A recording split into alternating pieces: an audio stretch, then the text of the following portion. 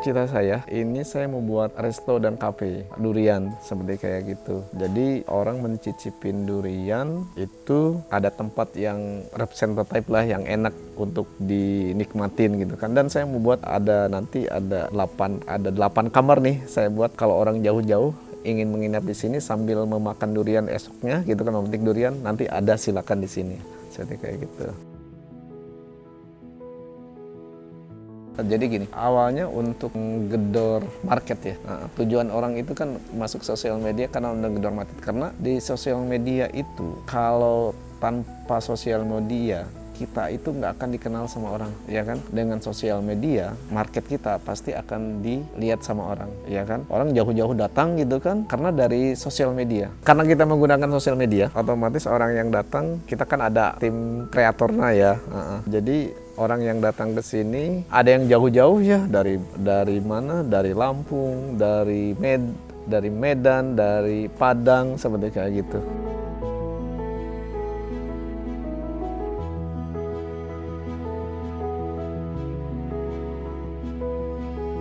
Nama PAM ini adalah sesuai dengan temanya ya. Tema ini kan seperti alam yang terbuka gitu kan. Nama saya juga nama alam, jadi namanya Alam PAM, seperti kayak gitu.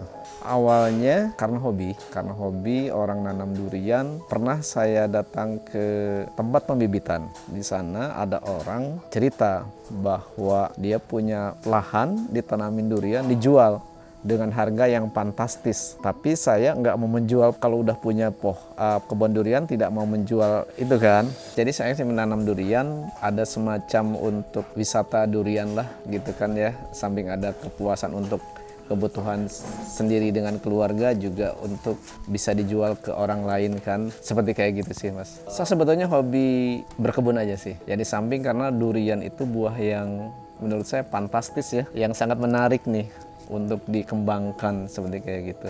Kalau saya backgroundnya di ekonomi, malah jauh sekali kan dengan berkebun. Karena hobi, ya ini pun saya belajar berkebun karena sekarang pun masih belajar ya, masih banyak yang harus ditingkatkan gitu ya, dari sisi beberapa aspek lah, dari sisi cara meningkatkan kualitas buah, cara supaya pohon durian itu supaya tumbuh sehat, seperti kayak apa. Kita juga masih belajar. Saya nanya-nanya ya ke orang gimana cara untuk membudidayakan durian ini, seperti kayak gitu.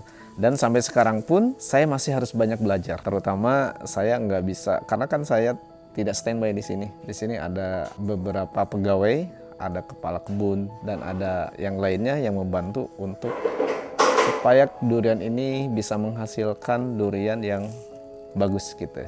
Tadi ceritanya ketemu orang itu ya, akhirnya saya memutuskan saya ingin mencoba mencari lahan yang sekiranya untuk ditanamin. Saya survei ke beberapa lokasi mencari lahan, awalnya di daerah Rangkas, Lebih Damar. Terus kebetulan waktu itu nggak ada, tanahnya ada sengketa. Akhirnya saya batalkan, mencarilah di daerah Bogor. Katanya yang bagus untuk Jasinga sini gitu kan.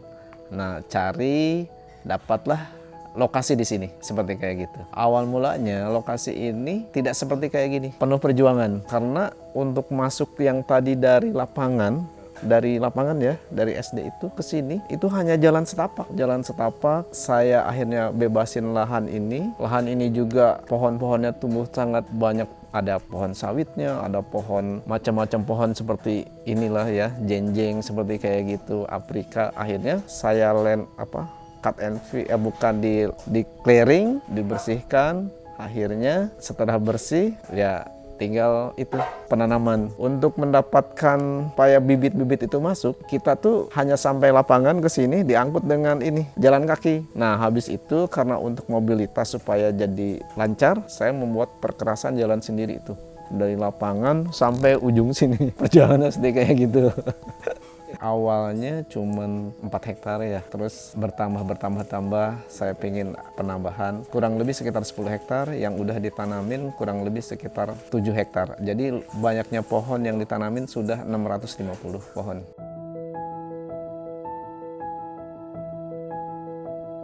Jadi memang udah direncanakan sejak awal bahwa saya menanam duri hitam, durian musangking, durian bawor. Prosentasinya saya lebih banyak kepada duri hitam. Karena jadi gini, pemikiran saya waktu itu duri hitam lebih awalnya harganya lebih mahal daripada musangking, dan pada kenyataannya memang betul duri hitam itu lebih mahal harganya sampai sekarang gitu ya daripada musangking. Dan setelah kita tanam, memang duri hitam itu lebih adaptif untuk ditanam di sini daripada musangking gitu. Nah, kenapa adaptif? Setelah kita coba di kebun ini, dari sisi pertumbuhan, dari sisi pembuahan, dia lebih cepat daripada durian yang lain. Musangking di sini awalnya bagus gitu ya, tapi ya itu tadi perlu ekstra keras untuk membudidayakan musangking. Seperti kayak gitu. Dia harus benar-benar pas pada pemupukannya, komposisi pemberian pupuk, dan lain sebagainya. Itulah tantangan untuk pekebun durian ya, terutama seperti kayak gitu. Perbedaannya hanya dari sisi lidah orang sih. Ada yang suka musangking, ada yang lebih suka duri hitam, ada yang lebih suka kepada bawor. Kalau musangking dengan duri hitam, ibaratnya seperti 11-12 ya. Kalau seperti mobil, kata orang itu mobil Mercy dengan BMW katanya gitu.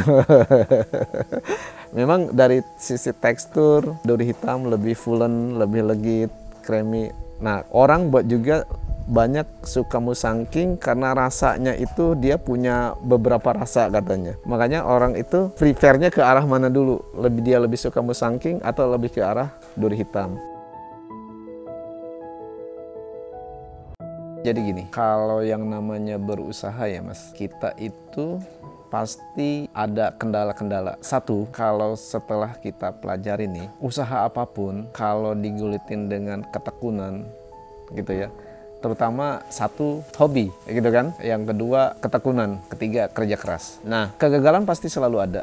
Contoh, kita nanam nih musangking gitu ya, atau duri hitam, atau bawor. Pada saat pada saat pertumbuhan vegetatif itu dia bagus, tetapi pada saat udah besar tiba-tiba durian itu kena penyakit, akhirnya mati gitu kan. Ada berapa yang mati? Mungkin di sekitar sini musangking ada 8 yang mati. Itu kan kalau ini yang tadinya udah bagus, perasaan gimana ya, rasa sayang gitu kan, rasa pokoknya jadi satu lah ya rasa itu. Tapi di satu sisi ya kita harus, ya itulah resikonya untuk berkebun gitu ya. Yang kedua tadi mati, yang kedua kena serangan hama seperti kayak gitu. Yang tadinya bagus, salah satunya kena hama wareng, kutu kebul, dan lain-lain. Itu pasti selalu ada. Nggak mungkin berkebun itu selalu mulus gitu kan. Makanya kita terapkan SOP berkebun yang baik itu seperti apa sih? Itu yang kita cari solusinya. Penyebabnya mungkin kena jamur ya, banyak kan yang paling itu yang di kebun kita itu adalah karena jamur. Karena jamur itu kan nggak kelihatan ya, beda dengan hama. Kalau hama kan bisa semprot mati selesai. Kalau jamur itu dilihatnya kasat mata, nggak bisa itu. Tiba-tiba durian itu udah daunnya kuning, layu, langsung mati seperti kayak gitu. Ya itu tadi, kita pun lagi mencari formula yang supaya durian kita tuh jadi bagus, menghasilkan buah yang berkualitas gitu ya. Kita pun lagi menata nih SOP yang bagus itu seperti apa. Jadi gini, merawat sebuah durian, sebuah pohon, kita lihat dari pH tanah. Kalau pH tanahnya untuk durian tuh cocoknya 6-7 katanya ya. Kalau pH tanah kurang dari situ, penyerapan nutrisi untuk buah itu, untuk pohon itu kurang bagus. Makanya usahakan pH tanah itu harus 6-7. Kalau pH udah stabil 6-7, penyerapan nutrisinya otomatis, nanti penyerapan nutrisinya pasti ke pohon itu akan bagus, seperti kayak gitu. Nah, untuk pemupukan yang bagus itu memang penyemprotan itu harus seminggu sekali, apalagi di musim hujan. Hamanya cukup sangat banyak. Seminggu sekali itu untuk insek atau pungi, untuk pupuk daun makro dan pupuk daun mikro. Untuk pengocoran di bawah itu harus, untuk pemberian pupuk di bawah itu di tanah, untuk ini tuh menggunakan kita sebulan sekali tuh mestinya harus menggunakan NPK ya, NPK, terus menggunakan asam humat, menggunakan bakteri yang menguntungkan untuk itu untuk pohon gitu ya, pemberian asam amino dan lain-lain. Kemarin waktu tahun 2024 kita buahkan sekitar, kita pilihin kan, yang sehat itu 300 pohon, yang dibuah yang jadi buah itu 200 jadinya, 206 pohon. Karena ini buah panen yang kedua, mulai belajar ya, itu sekitar menghasilkan 1.400 butir. Nah, 1.400 butir. Nah, target kita nanti, kita punya target untuk panen nextnya, kita ingin membuahkan itu sekitar 400 supaya menghasilkan satu pohon itu kurang lebih 30 atau 40 pohon gitu kan. Itu target kita. Hasilnya supaya maksimal gimana? Ya, kembali lagi kepada pemupukan. Beratnya variatif, ada yang mencapai 4,5 kilo. Ya, duri hitam. Kalau bawor berapa? 5,8, seperti kayak gitu. Kembali lagi pada rasa sih. Orang ya, lidah orang kan beda-beda gitu ya. Tetapi kalau orang sudah mencicipin durian premium, ini kan masuk ke kategori durian premium ya. Duri hitam, musangking, bawor gitu. Walaupun bawor di kasta terendah dari berdua itu. Nah, dibandingkan dengan durian yang di pinggir jalan, itu memang sangat jauh gitu. Kecuali memang durian yang di pinggir jalan itu punya rasa yang bagus seperti kayak gitu. Nanti bisa dibedakan rasa nantinya. Kalau dari kulit sih hampir sama mungkin ya. Cuman dari warna buah, nanti dari warna nih daging buah. Kalau duri hitam itu warnanya orange nih ya. Orange ke kuning-kuningan gitu. Kalau musangking tuh kuning.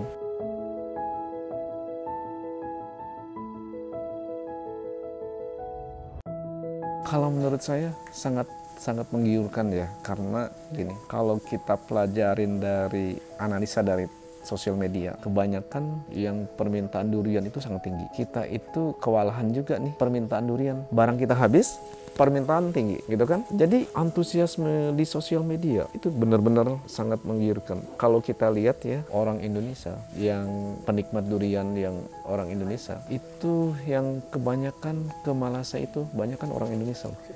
Ya kan, daripada dia jauh-jauh datang ke Malasa, di sini juga rasanya juga sudah hampir mendekati, ngapain jauh-jauh, lebih baik di Indonesia saja kan, seperti kayak gitu. Sangat menggiurkan, peminatnya sangat tinggi. Nah, untuk anak-anak muda mungkin ya, karena anak-anak muda Indonesia, terutama kaum milenial ya, Gen Z milenial gitu kan, memang tantangannya cukup berat ya, karena durian itu tidak langsung menghasilkan gitu ya, perlu pengorbanan. Contoh mulai dari pembebasan lahan, pemupukan, ya kan, sampai 5 tahun sudah menghasilkan, itu pun penghasilannya belum maksimal kalau menurut saya. Karena gini, durian itu kata orang untuk top perform itu untuk duri hitam di tahun ke-8 baru top perform. Kalau musangking top performnya di tahun ke-12 baru menghasilkan buah yang top perform, yang bagus.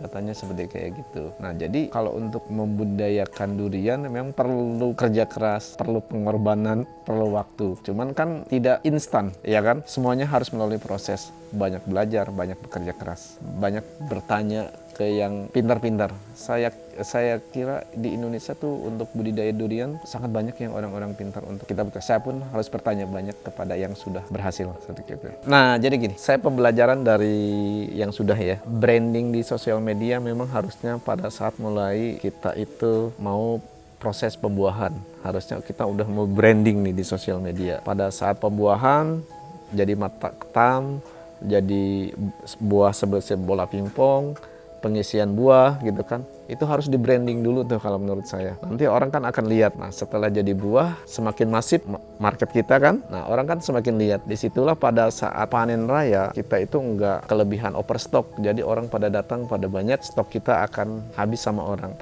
Seperti kayak gitu sih kalau saya analisa ya. Jadi gini, untuk panen raya biasanya itu kalau kita kan Indonesia ini ya, terutama Bogor, curah hujannya cukup tinggi nih gitu kan. sama ya, tidak bisa dipungkirin ya, Bogor semua ke sini itu sama, walaupun ini perbatasan Bogor dengan Banten, tapi curah hujannya di sini cukup tinggi. Saya juga aneh gitu kan. Kita itu mengandalkan cuaca nanti. Kalau misalkan cuaca ini di bulan Juni itu musim kemarau gitu ya, kita melalui pembuahan. Panen raya di busa di Desember. Juli mulai keluar mata ketam, tunas. Di Desember itu sudah mulai panen raya, seperti kayak gitu. Sampai Januari. Ini lokasinya di Desa Pangradin 1, Kecamatan Jasinga, Kabupaten Bogor. Jangan lupa subscribe channel Halo Bos.